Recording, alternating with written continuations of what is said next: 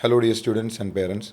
യൂറോപ്പിൽ പഠിക്കാനും settle down ചെയ്യാനും ആഗ്രഹിക്കുന്ന ഓരോ കുട്ടികൾക്കും രക്ഷിതാക്കൾക്കും വേണ്ടി സ്പെഷ്യലായിട്ട് ചെയ്യുന്ന പോഡ്കാസ്റ്റിലേക്ക് സ്വാഗതം. Myself Rohit Roji, the managing director of reliable education services. 2016 മുതൽ കോട്ടയം ആസ്പദമാക്കി പ്രവർത്തിക്കുന്ന ഒരു സ്ഥാപനമാണ് എൻ്റേത്. ഓസ്ട്രേലിയ, ന്യൂസിലൻഡ്, കാനഡ, UK തുടങ്ങിയ രാജ്യങ്ങളിലോട്ട് നിരവധി സ്റ്റുഡൻസിനെ റിക്രൂട്ട് ചെയ്ത ഒരു സ്ഥാപനം കൂടിയാണ് റിലയബിൾ എഡ്യൂക്കേഷൻ സർവീസസ്.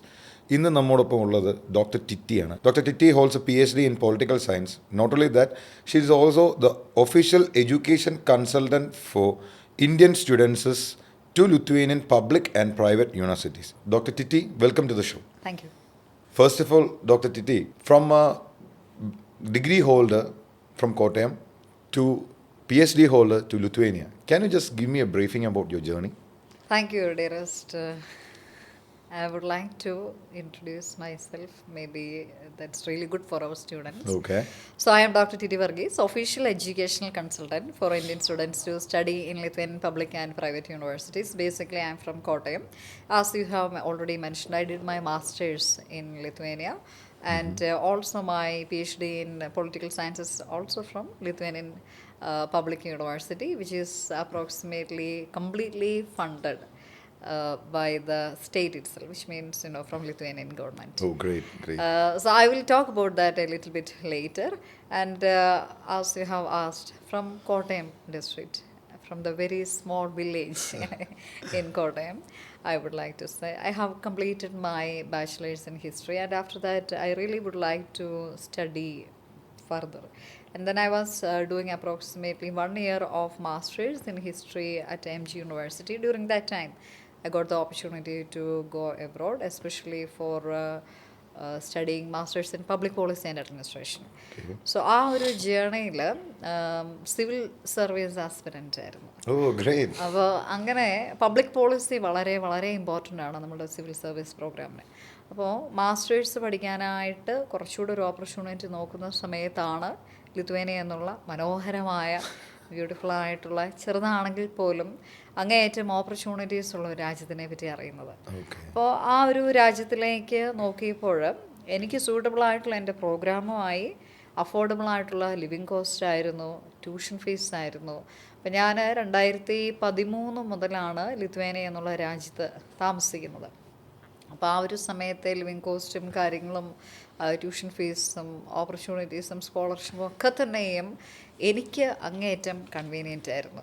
അപ്പോൾ കോട്ടയം ജില്ലയിലെ ചെറിയൊരു ഗ്രാമത്തിൽ നിന്നുള്ള എന്നെ സംബന്ധിച്ച്, ഒരു ആവറേജ് മിഡിൽ ക്ലാസ് ഫാമിലി എന്നുള്ള ഒരാളെ സംബന്ധിച്ച് സ്വപ്നം കാണാൻ പോലും സാധിക്കാത്ത ഒരു വലിയ നേട്ടമാണ് ആ രാജ്യം എനിക്ക് നൽകിയത്, ഓപ്പർച്യൂണിറ്റീസ് നൽകിയത്.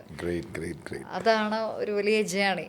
അതോടെ ഞാൻ പറഞ്ഞ പോലെ സ്കോളർഷിപ്പ് എന്ന് പറയുമ്പോൾ ഞാൻ കമ്മിങ് ടു ദാറ്റ് പോയിന്റ് മാം, ഇപ്പോൾ നിരവധി കൺസൾട്ടൻസ് അല്ലെങ്കിൽ നിരവധി സ്റ്റുഡൻസ് കംപ്ലൈൻറ്റ്സ് അല്ലെങ്കിൽ അവർ അവരല്ല, അവർ എല്ലാ സ്റ്റുഡൻസിൻ്റെയും ഒരേ വിചാരം എന്ന് പറഞ്ഞാൽ PhD ലെവലുള്ള പ്രോഗ്രാമുകൾക്ക് മാത്രമാണ് ഈ സ്കോളർഷിപ്പ് അവൈൽ ചെയ്യുന്നത്. മാസ്റ്റേഴ്സ് ആൻഡ് ബാച്ചിലേഴ്സിന് സ്കോളർഷിപ്പ് എലിജിബിലിറ്റി കിട്ടില്ല.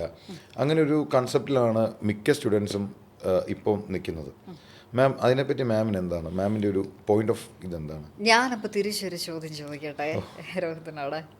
ഈ ചോദ്യം എൻ്റെയാണ്, മാഡത്തിൻ്റെ അല്ല, എന്നാലും കുഴപ്പമില്ല, ചോദിക്കാം. അതായത് ഏകദേശം ഒരു കോടി രൂപയോളം സ്കോളർഷിപ്പ് കിട്ടി പഠിക്കുക എന്ന് പറയുന്നത് ഇമാജിൻ ചെയ്യാൻ പറ്റും? മാഡം, 1 കോടി രൂപയാണോ മാഡം ഉദ്ദേശിക്കുന്നത്? 1 കോടി രൂപ സ്കോളർഷിപ്പോ? അതെ. ഞാൻ അതിനെപ്പറ്റി കേട്ടിട്ടില്ല മാഡം. ഒരു 10 വർഷത്തിന് മുകളിൽ എക്സ്പീരിയൻസ് ഉള്ള ഒരാളാണ് എഡ്യൂക്കേഷൻ കൺസൾട്ടൻസിയിൽ ഞാൻ.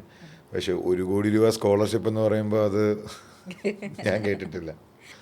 By God's grace, of course നമ്മൾ ചൂസ് ചെയ്ത യൂണിവേഴ്സിറ്റി റൈറ്റ് ആയതുകൊണ്ടും, ചൂസ് ചെയ്ത കൺട്രി റൈറ്റ് ആയതുകൊണ്ടും, ചൂസ് ചെയ്ത പ്രോഗ്രാം റൈറ്റ് ആയതുകൊണ്ടും എൻ്റെ ഡോക്ടറേറ്റ് കംപ്ലീറ്റ്ലി ഫണ്ടഡ് ആയിരുന്നു.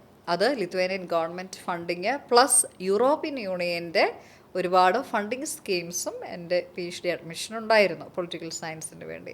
അപ്പോൾ ആ ഒരു എൻ്റെയർ ഫണ്ടിങ് എന്ന് പറയുന്നത് നിയർലി 1 CR ആണ്. അതൊരു ചെറിയ അച്ചീവ്മെൻറ്റ് അല്ല. അപ്പോൾ എല്ലാവരും ചോദിക്കുന്നത് പോലെ PhD-കാർക്ക് മാത്രമാണോ ഇത്തരത്തിലെ സ്കോപ്പ് ഉള്ളത്? അല്ല, ബാച്ചിലേഴ്സ് പഠിക്കുന്നവർക്കും മാസ്റ്റേഴ്സ് പഠിക്കുന്ന വിദ്യാർത്ഥികൾക്കും സ്കോളർഷിപ്പിൻ്റെ ഓപ്പർച്യൂണിറ്റി ഉണ്ട്.